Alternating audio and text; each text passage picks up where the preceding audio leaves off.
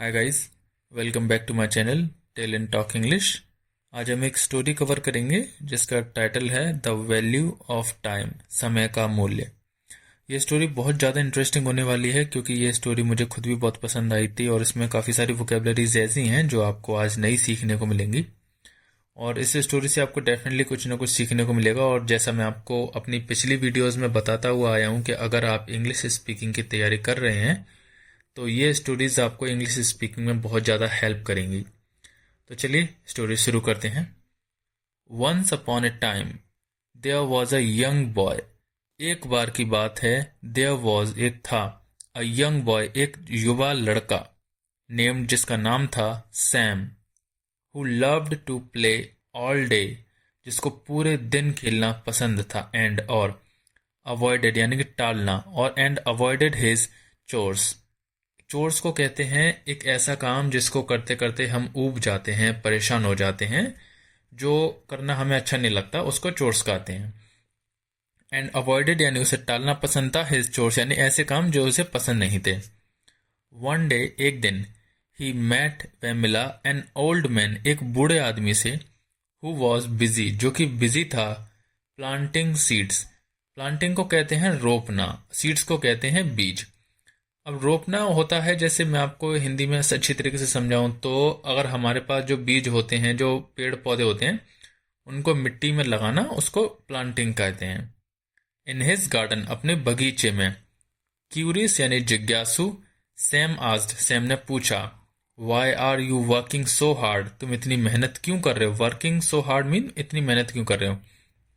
The old man smiled, smile की, and said और कहा, time is like a river, जो समय है वो एक नदी की तरह होता है। It flows away and never returns, जो बहता रहता है, एंड नेवर कभी नहीं, रिटर्न्स कभी नहीं लौटता। एवरी मोमेंट हर क्षण, you waste is like a seed यानी कि प्रत्येक क्षण, मोमेंट होता है क्षण या पल कह सकते हैं।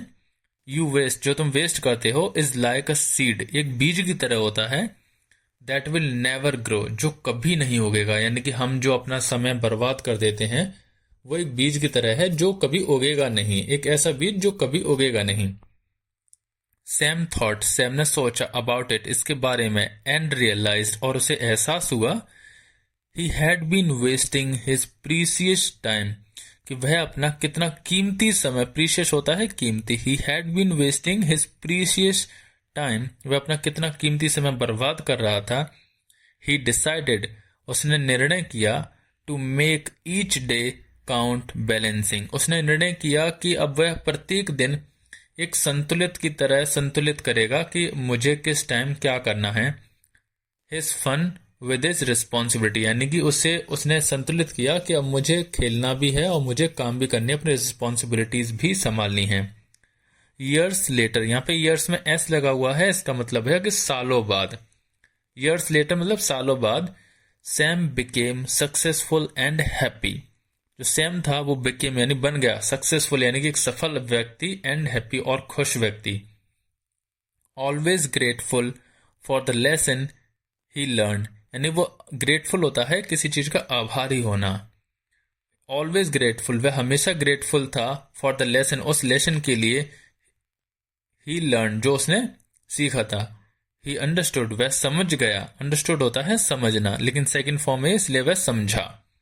ही अंडरस्टूड वह समझा, दैट टाइम की समय, वंस लॉस्ट अगर एक बार खो जाता है, कुड नेवर बी रीगेन्ड। देखो एक होती है गेन जिसको मतलब होता है पाना, एक होता है रीगेन जिसको होता है फिर से पाना।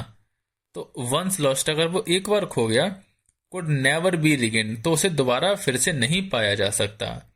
And that each moment was a gift और वह प्रत्येक मोमेंट एक उपहार होता है, एक गिफ्ट होता है, और गिफ्ट मतलब उपहार होता है, टू बी चेरिस्ड जिसे हमें संभाल कर रखना चाहिए।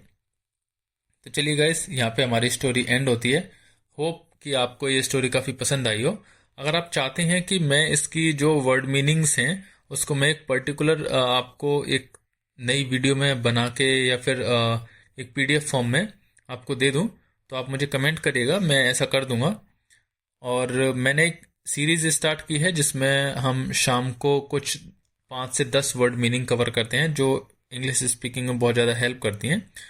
और तो अगर आप इंग्लिश स्पीकिंग कर रहे हैं तो आप उस सीरीज़ को भी फॉलो करिए, जो कि मैं शाम को एक वीडियो अपलोड करूँगा आज भी, जिसमें मैं 10 सेंटेंस वर्ड मीनिंग के साथ कराऊंगा आपको। वो आपको बहुत ज़्यादा हेल्प करेंगे। तो चलिए, इसको वीडियो को लाइक शेयर सब्सक्राइब करिएगा और कमेंट करिएगा, जो भी आपका कोई सुझाव हो। मिलते हैं कल अगली वीडियो में, तब तक के लिए टेक केयर।